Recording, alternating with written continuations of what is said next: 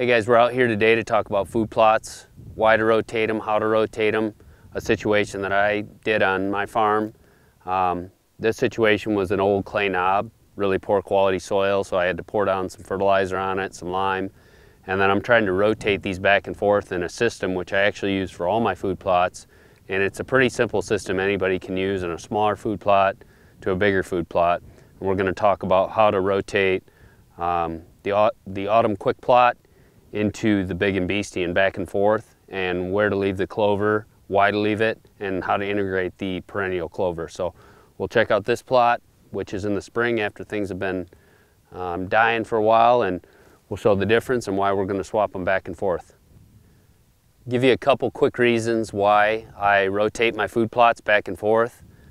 Real simple. There's a couple different things that are planted, a couple different areas, so the deer have a little bit of a buffet, really three different areas of the field clover, and then we've got the autumn quick plot and the big and beastie.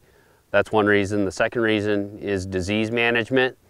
If you plant something over and over and over, like a brassica for example, you're more prone to getting disease and other problems, pests, insects, stuff like that. Another reason we rotate is there's certain things in the autumn quick plot that are going to actually create nitrogen and fix nitrogen, and the brassicas will actually suck up the nitrogen and they'll retain them and release them in the spring. So that's another real big benefit of picking up some of those nutrients. One of them creates it, one of them utilizes it, and they both do like nitrogen, but the Austrian winter peas, the vetch, and the clovers in here are actually going to create nitrogen. And one last thing I'll mention is a big benefit of rotating these plots is it's going to build the soil. The brassicas are going to put a root system down in the ground, and that's going to actually die in the spring most of the time, and that's going to, in a sense, till the soil. It's going to aerate the soil, so water and different things can get in there, and it's going to break up compaction, which is really important. A lot of times the food plots or wherever we're at get really compacted, and these things can get down as deep as 3 feet in some circumstances.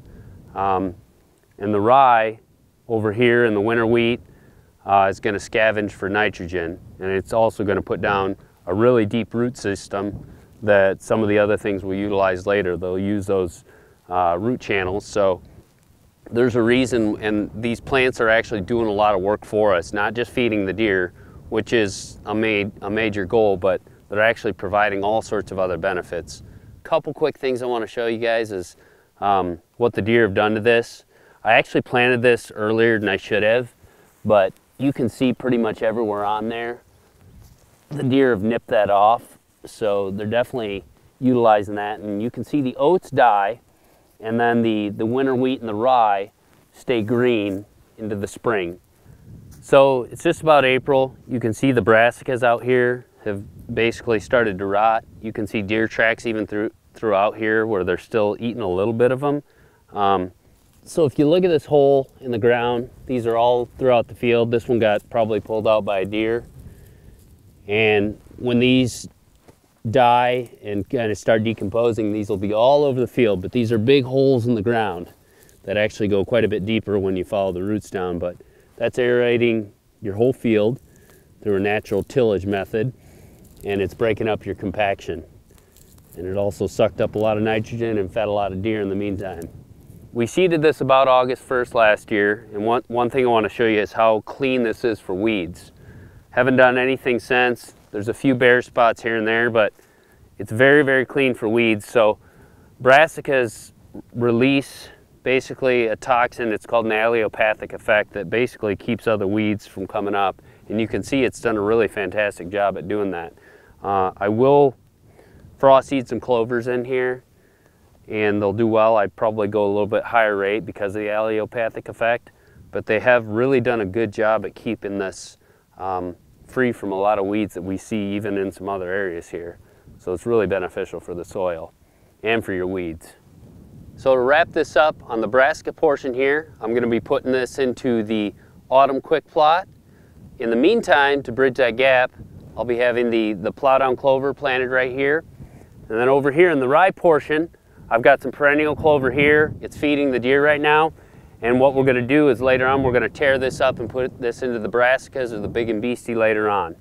And what that's doing is that's feeding the deer all year long. Give them a food source, something to draw on, and we can flip-flop these areas for all those other things that I mentioned, the disease, the fertility, feeding the deer year-round, and helping the soil out. I hope this rotation makes things simple for you.